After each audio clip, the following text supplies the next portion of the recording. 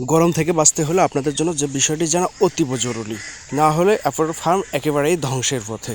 তাই জেনে নেওয়া অবশ্যই দরকার যে আসলে গরমের সময় কি করতে পারি আমরা বা আমাদের করণীয়টা কী। ওয়েলকাম মাই খড়কুটো এগ্রো সম্মানিত ভিউয়ার্স, আসসালামু আলাইকুম। দেশ এবং দেশের বাইরে যে যেখান থেকে আজকে আমাদের এই ভিডিওটি দেখতে পাচ্ছেন সকলকে জানাই আন্তরিক শুভেচ্ছা ও অভিনন্দন। আপনারা দেখতে পাচ্ছেন আজকে যে পাখিটি আপনাদের দেখাচ্ছি এটা হচ্ছে 18 দিন বয়স পাখিটি আসলে গরম এখন বর্তমানে অনেক বেশি গরম। এই গরমে পাখিদের কন্ট্রোল করা খুবই মুশকিল ব্যাপার, শুধু মুশকিল না বলতে গেলে ছোট ব্যাপার।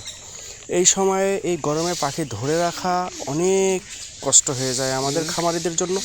তাই আমরা অনেক কিছু পন্থা অবলম্বন করেছি এবং অনেক কিছু পন্থা অবলম্বন করা আসলেই দরকার।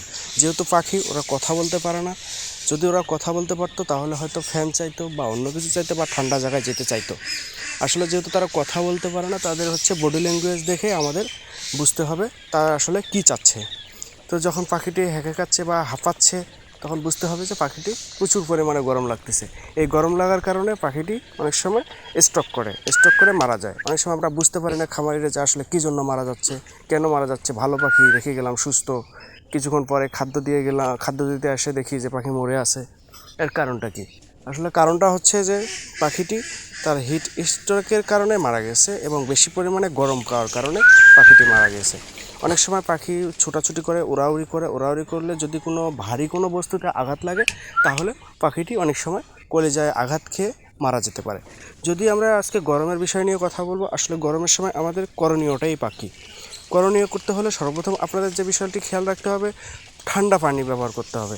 আপনারা যতটুকু সম্ভব মোটর থেকে পানি ডাইরেক্ট তুলে সেই ঠান্ডা পানিটি ব্যবহার করতে পারেন এবং সাথে গ্লুকোলাইট বা গ্লুকোজেন জাতীয় স্যালাইন আপনারা 1 লিটার পানিতে 1 গ্রাম পরিমাণ পাউডার মিশিয়ে ভালো করে মিক্স করে সেই ঠান্ডা পানিতে দিবেন এবং খাওয়াবেন। মনে রাখতে হবে কখনোই অতিরিক্ত ঠান্ডা পানি দেওয়া যাবে না, যেমন ফ্রিজের পানি বা বরফ সাথে মিক্স করে এমন কোনো পানি দেওয়া যাবে না। নর্মাল ঠান্ডা পানি যেটা, সেই ঠান্ডা পানি দেওয়ার চেষ্টা করব। ইনশাল্লাহ দেখবেন কিছুক্ষণ পরে পাখিগুলো সুস্থ হবে এবং হাঁপানিটা বন্ধ হয়ে যাবে। এবং প্রয়োজনে আপনারা খোলামেলা রাখার চেষ্টা করবেন, যেমন আমরা খোলামেলা রেখেছি, একদম খোলামেলা, বাতাস যতটুকু সম্ভব বাতাস বের হতে পারতেছে, ঢুকতে পারতেছে এবং গ্যাসটা বের হয়ে যেতে পারতেছে। এরকম জায়গা হলে সবচেয়ে ভালো হয়, যাতে খোলামেলা, একদম খোলামেলা, এরকম আবদ্ধ করে না রেখে খোলামেলা করে রাখবেন। সম্মানিত ভিউয়ার্স, আশা করি রেজাল্ট পাবেন।